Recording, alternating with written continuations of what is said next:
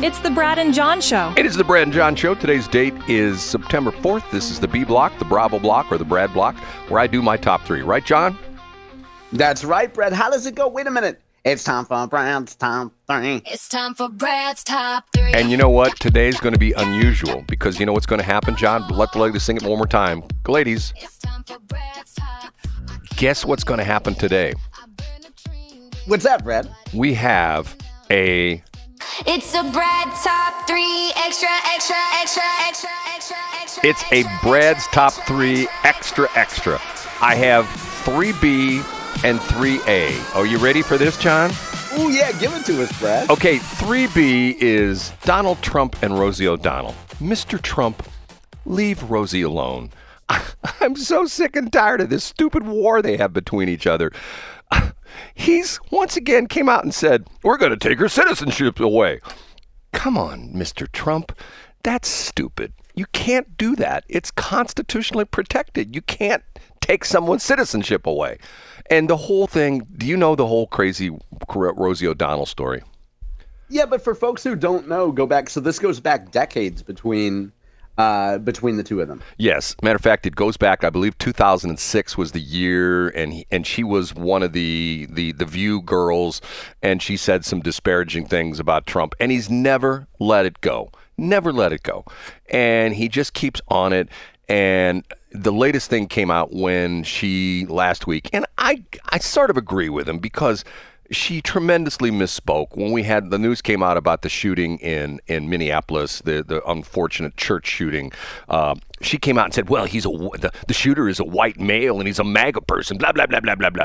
And then it came out that it's anything else but that. He wasn't a MAGA person. He was a transgender. Transgender. And he was not a Trump fan. Not a Trump fan. Hated Trump. Matter of fact, I think was one of the weapons he had, wasn't something he wrote about Trump. Yeah. Yeah. So what's going on with Trump and Rosie now, Brad? Well, he's trying to get her citizenship revoked. And the thing about it is you can't do that. And see, this is what gives Trump a bad image, okay? It would be like me saying, you know what, Brad, or you know what, John, all the other radio people in the St. Louis area, they're all scumbags and dirtbags. And the only radio station you should listen to is ours. They're all terrible people. Trust me. Some of them are murderers. Some of them are rapists. Some of them don't even deserve to live anymore. People You're saying that would be real talk, right, Brad? I mean, you could call that kind of real talk, wouldn't you? That would be what you're hearing Tracy's station. There's some things you just don't do. And Trump, give it up. Leave her alone. She moved to was she in Ireland or something like that? Matter of fact, yeah, you told me that the other day. Yeah. Yeah, she's in Ireland, and the whole and what's Chuck Schumer's cousin's name, the comedian who I'm talking about, Amy Schumer.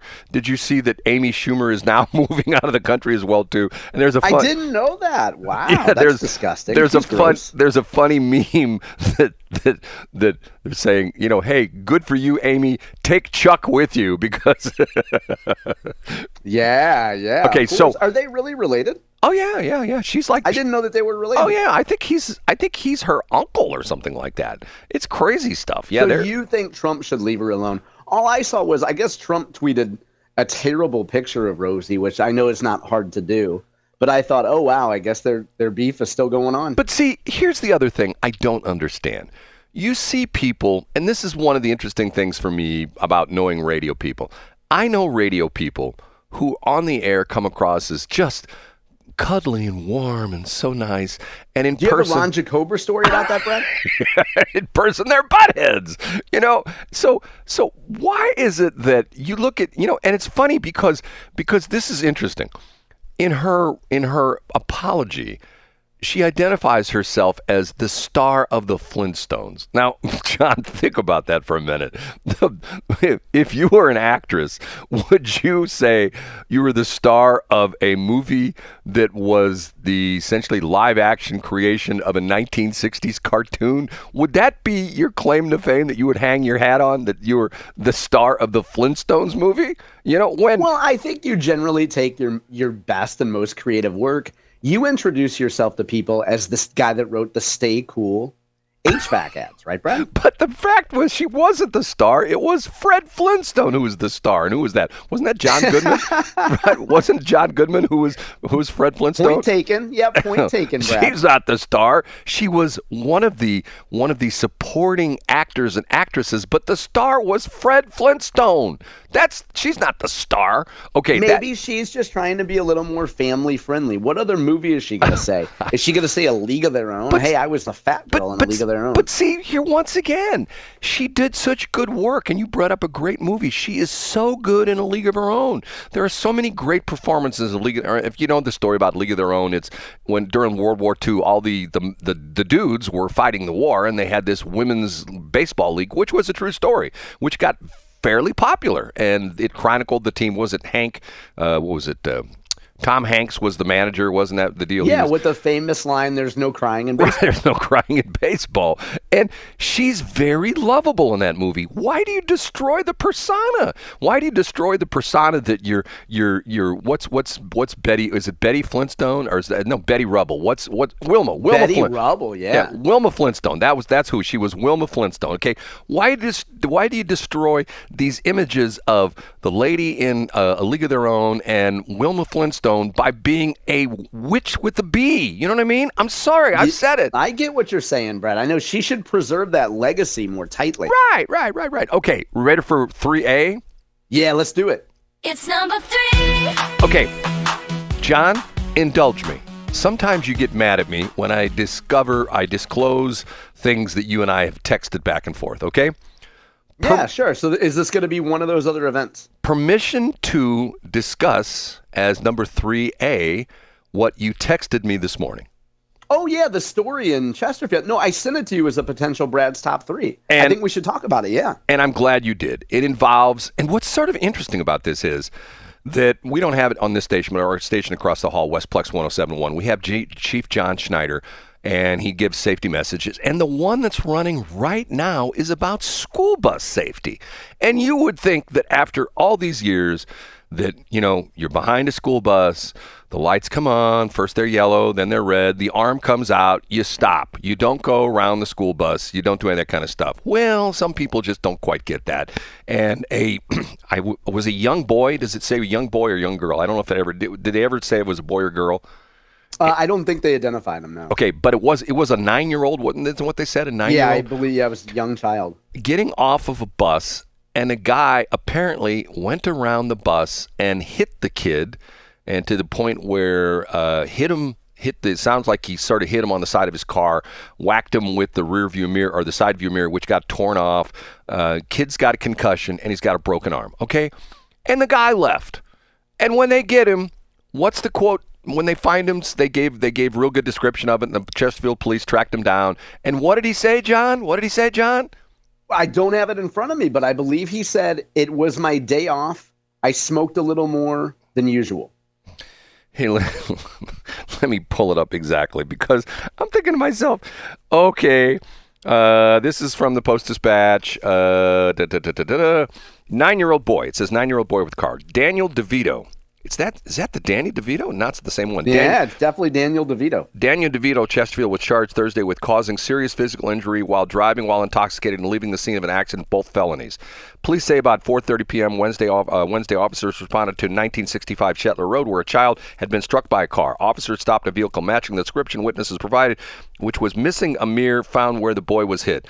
DeVito, who lives nearby on Spring Hill Drive, claimed to police he didn't know he had hit anyone. He was too high. He says, quote, "Today I was off, so I smoked a little more than normal because I was off." Later, he told police he heard something hit the side of his car, and he thought it was a deer. No, it was a poor 9-year-old boy that he whacked with his car. Okay, was that the point you're saying that this is my tirade against legalized marijuana? Was that what we were talking about, John? Yeah, I think so, Brad. And just think of what this gentleman, the unfortunately named Daniel DeVito's life is like, where he gets a day off work, and to celebrate a day off work, he consumes more cannabis than he usually does. So let's just say that there's clearly a baseline of cannabis consumption that he has daily, but because he's off work, he's going to consume more, and then he's going to blame going around a school bus or hitting a kid and then continuing to go because he said he thought he hit a deer, which is not the same thing as a child. But just think of how many people are driving around today, Brad, stoned out of their mind, whether or not they have a day off or not. The boy was on his way home from school and was hospitalized with a concussion and fractured elbow. DeVito is being held in the St. Louis County Justice Center on $250,000 cash-only bond. There is no effing excuse for this. I'm sorry, Mr. DeVito. I don't know who you are, but you know what? This is a horrible situation. Put yourself, and the guy looks like he could be of the age to be a father. I mean, I got 4 kids, okay? Once again, our children are precious. You don't run into them and then say you hit a deer because you're so effing high. You know what I'm saying? I mean, I just assumed too, Brad, that if you were a cannabis guy, you probably for years have just assumed, hey, at least I'm not drinking and driving. And if I get pulled over, I'm not drinking. They can't get me for DWI. John, I don't know about you. How many times have I pulled up at a stoplight and the guy or gal next to me, this is like in the spring and the summer, not too much. I mean, spring and fall. And coming to that season right now with windows down, not too much in the summer because it's hot. In the winter, it's cold. But spring and fall, you pull up next to somebody at a traffic light and the driver is smoking a joint. You know what I'm saying, John? Yeah. I took the kids this weekend to a really popular park in St. Louis County. And we parked and got out. And a huge cloud of somebody is in their car smoking. Yes, at a public park. I should claim too, Brad. I should point out that we were at the playground. We weren't at like a faraway area. We parked at the playground, and somebody's smoking in their car. John, you sure you weren't in the pickup line at one of the Francis Howell schools? I might have been. I might have been at Francis Howell North. I say, okay, time for number 2. It's time for Brad's number 2. It is, and it's number 2, so we have to sing twice. It's time for Brad's number 2. I feel so much better now. Okay, my old alma mater for my undergrad, SIUE. The story on STLPR. Did you see this, John? I don't know. If it was Illinois, I certainly didn't click on it. What's going on over there? While other colleges have increasingly less enrollment, SIUE had an up year. They're up so far. Can you believe that? Wow. I mean, no thanks to you, because we know from last week you don't contribute to their pledge drive. What do they attribute an increase in enrollment to, Brad? The headline on STLPR is bucking a national trend. SIUE reports increased fall semester enrollment. Now, the only problem with this is you read the article, it talks about they're up 7.1% from last year, which gives them 7.7% increase from last fall. 12,813 students. So you go like, wow, that's great. The only problem is SIUE's total enrollment peaked in 2016 at 14,000. And all but 2011 or 2021 enrollment had steadily dropped each fall, reaching a low last year at 11,893. So they're up over last fall, which was their all-time low, which is, I don't know if that's good or bad. The kind of thing you're saying, hey, we're up from last year. And then somebody else comes along and says, yes, but last year was one of your worst years. Well, but we're up from last year, right? See, once again, it's a value proposition. Why do you want to go to college, take that big debt? But let me interrupt, Brad. What I would be curious if I was an SIUE alum, I would want to see from some reliable third party, maybe U.S. News and World Report or something like that, did SIUE have to drop their standards? Like, are they letting more low-income kids in? Are they tossing out scholarships to people? Like, enrollment is great as long as you keep standards high. If I heard that WashU had an explosion of new students, I would think, oh, great. They're doing that St. Louis City thing where they hand out scholarships to substandard students so that they can feel good about their school. You know what I mean? Like, are they dropping standards to let more kids in? I don't know. You know what? It says in the article. Yes, they now admit anybody who has blood pressure over 50. So in other words, wow, yeah, that's a pretty good standard. But you get the drift, Brad. I imagine if you're in higher ed and you work at a decent school, so obviously not a state school or SIUE, but if you work at a real college like WashU or somewhere with standards that doesn't just let anybody with a pulse in, you're probably under a lot of pressure to drop your admissions standards just to let any moron in to get whatever salary you can, to get whatever tuition you can. Don't tell Donald Trump about that, because he'll tell you all about how they've lowered the standards at all the Ivy League schools. But that's a whole nother story. Okay, we ready for number one? Yeah, let's give it to us, Brad. And now, big finish, Brad's number. This sort of dovetails into your number three. Good thing it doesn't dovetail into your number two, but that's a whole nother story. Okay, I'm looking at the map of the new congressional map, what they call the Missouri First map. Is that the one that looks like it's going to happen, John? Yeah, Governor Mike Kehoe's Missouri First map. Okay, so I'm seeing that the 5th congressional district now skirts the northern half of Kansas City. Is that what it is? And goes almost all the way out to Jefferson City? Am I seeing that correctly? Yeah, you're right. I'll bring it up on my screen because I don't have it up yet, Brad. But yeah, that's generally the way it's going to look. Well, matter of fact, it goes all the way out into. I'm trying to see where the Missouri River is. It goes way the hell. It goes 2/3 the way across the state. It goes all the way almost into Washington County. Good grief. Good grief is right, Brad. And is there? So you're talking about the map? Do you have a point about this? So. Okay, what they've done is they've put St. Charles County in one district, which is District 3, but they're still chopping Jefferson County in half with Ann Wagner's district, District 2. See that line on there? So it's chopping the western half of Jefferson County is in District 2, and the eastern half of Jefferson County is in District 8. Okay, so here's my crazy question, John. Are there going to be politicians who currently, U.S. reps, who, if this passes, will not even live in their district where they currently live? No. And the opening line from Governor Kehoe when he introduced this map is that every congressional incumbent still lives in their district. But is that the case with Columbia? Because I'm looking at this and I'm thinking to myself, okay, it looks like now Columbia is in the 5th district. Is that right? Yeah, part of that area is in the 5th district, and part of it is still in Bob Onder's district. In the 3rd Bob district. Onder had part of Columbia before. This is so weird. What's so amazing to me about this, you look at this and you go like, okay, why do we have this protected district of number 1, which is Wesley Bell, and it's essentially North County in the city? I mean, you talk about gerrymandering. To me, the Democrats complain about gerrymandering. If they were really honest about this, they'd say, hey, give Wesley Bell, North County, and St. Charles County. Yeah, well, I mean, to be fair, St. Charles County doesn't want them. So let's just start there. And secondly, Brad, we have something called the Voting Rights Act, which protects majority minority districts. So you can't mess with districts that are built to give voters in certain urban areas, essentially guaranteeing them black representation. But isn't that... And Brad, I don't know if you heard in A Block, but if you say anything about the rights or the legacy or the history of white people, you're a racist. So let's just tread carefully, Brad. I guess I'm a racist, John. This whole thing is just, I'll be honest with you. The Republicans, to me, what a bunch of whinies.